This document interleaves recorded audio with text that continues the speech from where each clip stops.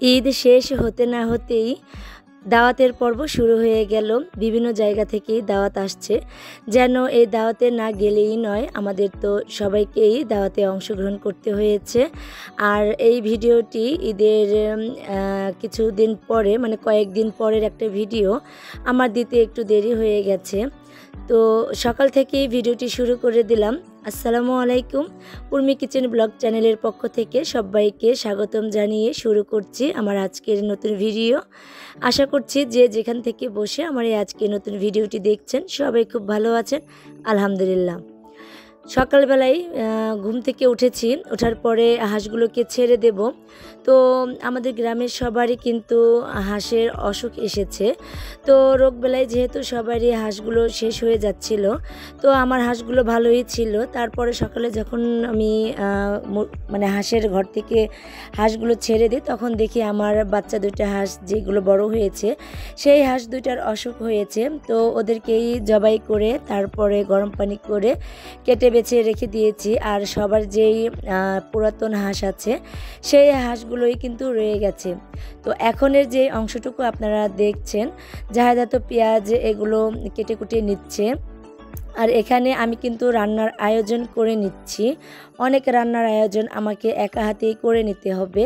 আর আমার দুই জা মিলে ওনারা গুছিয়ে দেবে। আর আমি এখন এক চুলায় মাংস রান্না করে নিচ্ছি, আর এক চুলায় যত প্রকারের ভাজি আছে সব প্রকারের ভাজি আমি করে নিচ্ছি এক এক করে। অনেক আইটেম রান্না করব আজ একা হাতে। সকাল থেকেই, মানে খুব ভোর থেকেই, মানে ঘুম থেকে উঠি তো অনেক ভোরেই, তো তখন থেকেই কিন্তু কাজে লেগে পড়েছি।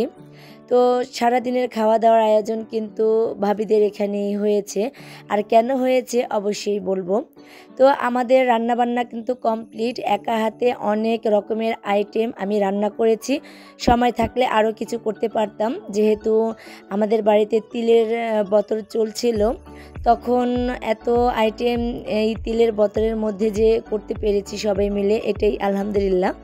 তো এখানে কিন্তু ডালাগুলো সাজানো হয়েছে। ভাত আছে, পোলাও আছে, ডাল আছে, মাংসর তরকারি আছে, তারপরে পায়েস আছে, বড় মাছ ভাজা আছে, আস্ত মুরগি ভাজা আছে, ডিম ভাজা, বড়া, তারপর হচ্ছে বেগুনি ভাজা, মানে কয়েক প্রকারের ভাজা আছে, আলু ভাজা, তারপর কাঁকরোল ভাজা, মানে বিভিন্ন ধরনের ভর্তা ভাজি করে নিয়েছি আমার সবজি বাগান থেকে তুলে এনে। আর এখানে দাদা তো অনেকগুলো কলা ছড়া এবং কলার মোচা কেটে রেডি করে রেখেছে, আর কাঁঠাল। তো এই সব কিছু নিয়েই কিন্তু আমরা রওনা করে দেব। কোথায় যাব বলেন তো? হ্যাঁ, আমরা যাব নগরকান্দায় সোনিয়াদের বাড়িতে। কারণ আলবির যে মুসলমানি দেওয়া হয়েছে, তো সেই মুসলমানির অনুষ্ঠান ওরা করবে না, তবে মানে ছোট করে আর কি ঘরোয়া অনুষ্ঠান ওরা করবে আত্মীয় স্বজনদের জন্য। তো আপনারা তো দেখতে পাচ্ছেন যে উঠানে তিল রোদ দেওয়া হয়েছে। তো এই সব রেখেই কিন্তু আমরা চলে যাচ্ছি সবাই মিলে, তিন জা মিলে। এবং এখানে আছে বিয়ান ভাবি, আর ড্রাইভারের পাশে বসেছে আমাদের সবার বড় জা। আমরা কিন্তু চার জা, যেহেতু এই তো আমার বড় জা বোরখা পরে সামনে বসে আছে। আর আমরা যেহেতু এক বাড়িতে তিন জা থাকি, তাই সবসময় আমাদেরকেই আপনারা দেখতে পান। তো যাই হোক, রওনা দিয়ে চলে যাচ্ছি নগরকান্দায়। যেই রাস্তা ভালো আছে সেই রাস্তা দিয়েই কিন্তু আমরা চলে যাব সোনিয়াদের বাড়িতে। আর আমরা যে এত ডালা সাজিয়েছি, এটা হচ্ছে গ্রাম বাংলায় যেটা বলে আর কি মুসলমানির ডালা। মুসলমানি দিলে আর কি 7 দিন, মানে 7 দিনের দিন গোসল করানো হয়। তখন এই 7 দিন আর কি আত্মীয় স্বজন এবং পাড়া প্রতিবেশীরা কিন্তু খাবারের ডালা দিয়ে যায়। মানে যাদের বাড়ি মুসলমানি হয়েছে, যার ছেলে, তো তাদের বাড়িতে দেয়। তাদের 7 দিন কিন্তু রান্নাবান্নার কোনো ঝামেলা থাকে না। এই খাবার কিন্তু তারা 2 বেলা সবাইকে নিয়ে অনায়াসে খেতে পারেন। আর আমরা কিন্তু তিন জা লাবণীর বিয়ের যেই ডালার কাপড়টা পেয়েছি, সেটা আপনাদের সঙ্গে শেয়ার করতে পারিনি। তো সেই কাপড় পরেই কিন্তু আমরা এখন যাচ্ছি সোনিয়াদের বাড়িতে। তো ভাবির শাড়ির কালারটা কিন্তু একটু আলাদা, আমার আর জাহেদার শাড়ির কালারটা কিন্তু একই রকম। প্রচুর গরম ছিল। এই গরমের মধ্যে অনেক আইটেম রান্না করা অনেকটাই কষ্টের ছিল। তারপরও কিন্তু অনেক কষ্ট সহ্য করেও নাতির জন্য এই সব আয়োজন করেছি। আর যাওয়ার পথেই কিন্তু লাবণীদের বাড়িটাই প্রথমে পড়ে, আর এই রাস্তা দিয়েই যাব সোনিয়াদের বাড়িতে, 2 মিনিটের পথ আর কি। তো অপেক্ষা করছিলাম লাবণীর জন্য। লাবণী ভিতর থেকে আসছে, কারণ যেহেতু ওর জন্য কলা এবং মোচা নিয়ে এসেছি, আরও টুকটাক কিছু আনা হয়েছে, কাঁঠাল। তো এইগুলো ওকে নামিয়ে দিয়ে তারপরে সোনিয়ার জন্য নিয়ে যাব। আর সোনিয়া শুধু ওখানে না, সোনিয়ার বড় চাচি শাশুড়ি কিন্তু আমাদের সবার বড় ননাস। তো ননাসের দেবরের ছেলের সঙ্গে কিন্তু সোনিয়ার বিয়ে হয়েছে। তো একই বাড়িতে যেহেতু আমাদের বাড়ির সবার বড় মেয়েদের বিয়ে হয়েছে, আমরা কিন্তু একসঙ্গে সবার জন্য কিন্তু সব কিছু আনতে পারছি, এটাই কিন্তু খুব ভালো লাগে আর কি। তো যাই হোক, লাবণী এখন চলে যাচ্ছে, ও ননাসের মেয়ে এসেছিল, তো ওদেরটা বুঝিয়ে দিয়ে এখন রওনা করলাম সোনিয়াদের বাড়িতে। তো ভিডিওর এই পর্যায়ে যারা এখনও পর্যন্ত লাইক দিতে ভুলে গেছেন, প্লিজ ছোট করে একটা লাইক দিয়ে দিবেন। আর আমার চ্যানেলটিকে যারা এখনও সাবস্ক্রাইব করেননি, আমার আজকের ভিডিওটির কোনো অংশ ভালো লেগে গেলে সাবস্ক্রাইব করে পাশে থাকার বেল আইকনের অল অপশনটি প্রেস করে আমার পাশেই থেকে যাবেন। আর যারা নীরবে আমার চ্যানেলটিকে সাবস্ক্রাইব করে আমার পাশে রয়ে গেছেন, তাদেরকে জানাচ্ছি অসংখ্য ধন্যবাদ। সোনিয়াদের বাড়িতে চলে এসেছি। সোনিয়া তো রাস্তায় দাঁড়িয়েছিল, আমাদের অপেক্ষা করছিল। আমরা তো এক এক করে সবাই নেমে পড়েছি, আর আমার বড় ননাসের বাড়িটাও আপনাদেরকে ঘুরিয়ে দেখাচ্ছি। আপার বিল্ডিংয়ের দোতলার কাজটা এখনও কমপ্লিট করা হয়নি, একটা রুম কমপ্লিট করেছে, আর নিচতলায় কমপ্লিট করে সবাই এখন সেখানেই থাকছেন আর কি। তো আপাদেরকে এসে পাইনি, মানে আপাকে এসে পাইনি আর কি। আপা এবং দুলাভাই গিয়েছেন তার নাতি বাড়ি বেড়াতে। তো আমরা কি করব, সোনিয়াদের ঘরে চলে আসলাম। আর আলভি দেখেন কিভাবে বসে আছে, মোবাইলে গেম খেলছে। আর আমরা যে খাবারগুলো নিয়ে এসেছি সেগুলোই এখন বের করে মানে এখানে দেখাচ্ছি সবাইকে। আর আরেকটা যেই ডালা দেখছেন, ওখানে কিন্তু কয়েক প্রকারের মানে ভাজি আছে, শাক ভাজি, আলু ভাজি, তারপরে ঢ্যাঁড়স ভাজি, মানে বিভিন্ন প্রকারের ভাজি, অনেক প্রকারের ভাজি আছে। আর ওখানে ভর্তাও আছে, কয়েক প্রকারের ভর্তা। সবচেয়ে মেইন ভর্তা হচ্ছে কালিজিরা, এটা তো দিতেই হবে। তো কয়েক প্রকারের ভর্তা করে এবং সব প্রকারের রান্নাবান্না করে আমরা কিন্তু নিয়ে এসেছি। আমার যেহেতু ঠান্ডার সমস্যা, তো এত দৌড়াদৌড়ি করে তারপর গরমের মধ্যে তো আমি প্রচুর অসুস্থ হয়ে পড়েছি। আর আমার গলার অবস্থা তো আপনারা কণ্ঠ শুনেই বুঝতে পারছেন যে কতটা খারাপ অবস্থা। সেজন্যই আমি ভিডিওতে আরও ভয়েস দিতে পারছিলাম না, অনেকগুলো ভিডিও জমা হয়ে আছে। শুধু আমার এই গলার অবস্থা খুব খারাপ, তাই আমি ভয়েস দিচ্ছিলাম না।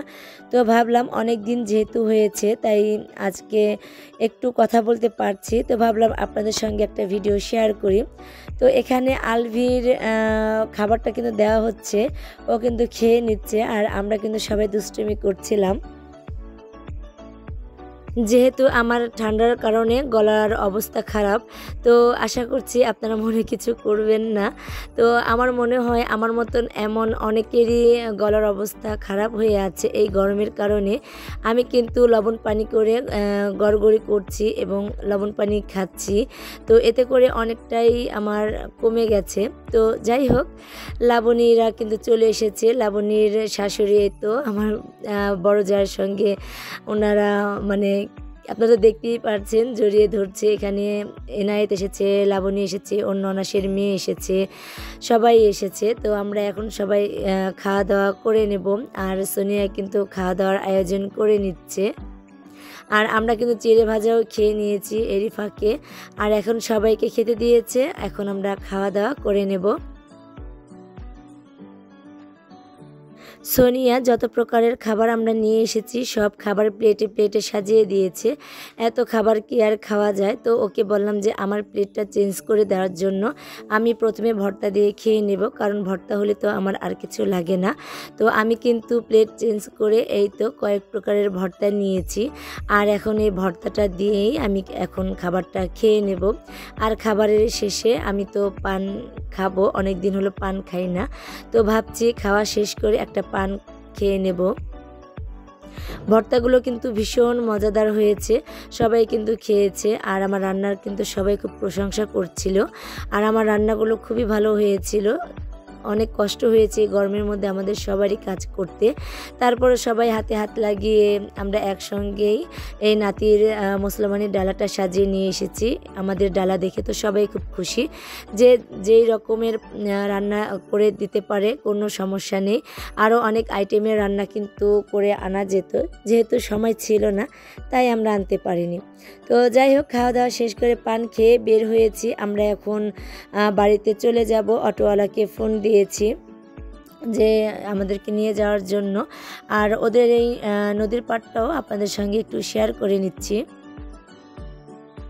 আলভীর মুসলমানের উপলক্ষে কোনো অনুষ্ঠানের আয়োজন করা হবে না, শুধু আমাদের কয়েকজন আত্মীয় স্বজন যারা আছেন তাদেরকেই দাওয়াত করে খাওয়াবে।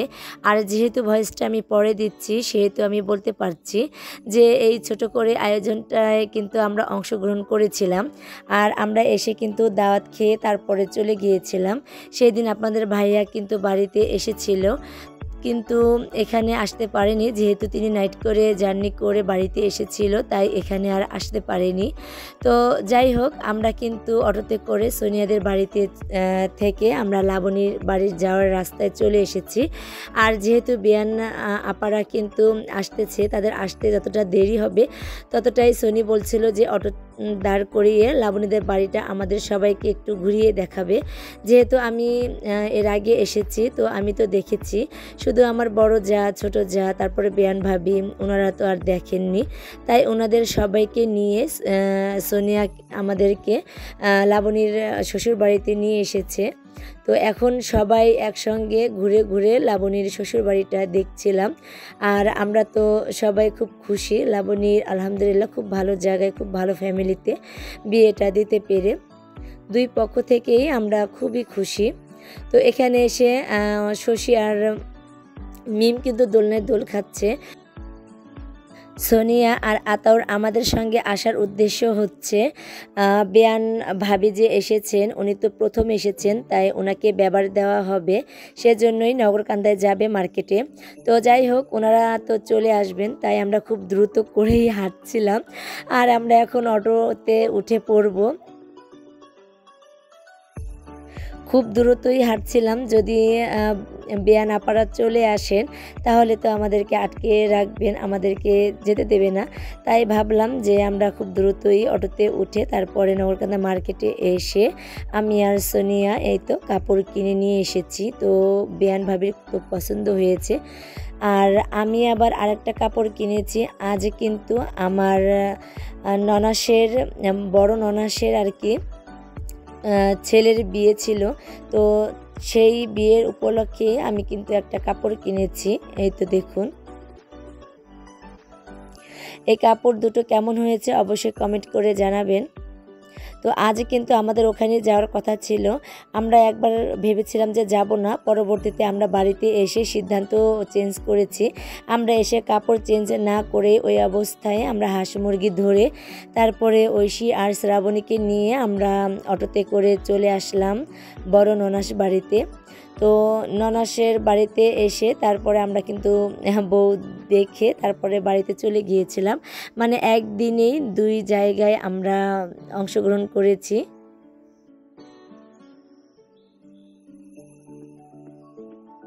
বড় আপার বাসায় না আসলে আবার আপা রাগ করবেন, তাই আমরা রাতের বেলায় চলে এসেছি। যেহেতু দিনের বেলায় আমাদের সময় নেই তাই আমরা রাতেই চলে এসেছি। আর এসে তো বদিয়ারের ঘরে উঠেছি। তো বদিয়ারের বউ কিন্তু আমাদেরকে নিয়ে এসেছে, মানে ওর নামও কিন্তু লাবণী। তো লাবণী আমাদেরকেও ওদের ঘরে নিয়ে এসেছে। তো এখন হালকা নাস্তা দিয়েছে আর কাপড়টা দেখিয়েছি যে কেমন হয়েছে, তো সবারই খুব পছন্দ হয়েছে আর কি। বদিয়ার ওর ভাইয়ের বিয়ে উপলক্ষে ছুটিতে বাড়িতে এসেছে। তো ও কিন্তু পুলিশের চাকরি করে, আর ওর এই চাকরি কিন্তু আমার ভাসুর দাদাই দিয়েছিল। তো যাই হোক, ও খুব ভালো আছে। আমরা এখন হালকা নাস্তা করে নিচ্ছি আর এখন আমরা বউ দেখতে যাব।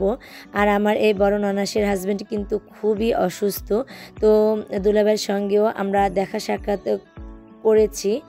আর এখন আমরা বউ দেখতে চলে এসেছি, এই তো রুহুল আমিনের বউ। তো রুহুল আমিন কিন্তু ওর বিয়ের পোশাকটা কিন্তু খুলে ফেলেছে গরমের কারণে, যেহেতু প্রচুর গরম। আর তাই বলছিল যে মামি আমার এই অবস্থায় ভিডিও করছেন, তো দেখতে কেমন লাগবে। তো বললাম কোনো সমস্যা নেই। আর এই হচ্ছে নতুন বউ। নতুন বউ দেখতে কেমন হয়েছে অবশ্যই কমেন্ট করে জানাবেন। ও কিন্তু পুরো ঘেমে অস্থির, তো কি বলবো, প্রচুর গরম ছিল। আর এখানে রুহুল আমিনের বোনের বিয়ে কিন্তু, মেজো বোনের বিয়ে কিন্তু আমাদের বাড়ির পাশেই হয়েছে। তো ওর নাম হচ্ছে রাজিয়া। রাজিয়া তো বিয়ের মার্কেটগুলো আমাদেরকে দেখাচ্ছিল। আমরা কিন্তু বিয়ের মার্কেটগুলো খুব ভালোভাবেই দেখছিলাম। বিয়ের মার্কেট দেখাতে দেখাতে আমি এখানে আপনাদের কাছ থেকে বিদায় নিয়ে নেব। আমার আজকের ভিডিওটি আপনাদের কাছে কেমন লাগলো অবশ্যই কমেন্ট করে জানাবেন। যদিও আমার আজকের ভিডিওটি অনেক বড় হয়ে গেছে, তো জানি না কতটুকু ভালো লাগবে। যদি ভালো লাগে কমেন্ট করে জানাবেন এবং আমার ভুল ত্রুটিগুলো অবশ্যই ক্ষমাসুন্দর দৃষ্টিতে দেখবেন। সবাই ভালো থাকবেন, সুস্থ থাকবেন। আসসালামু আলাইকুম।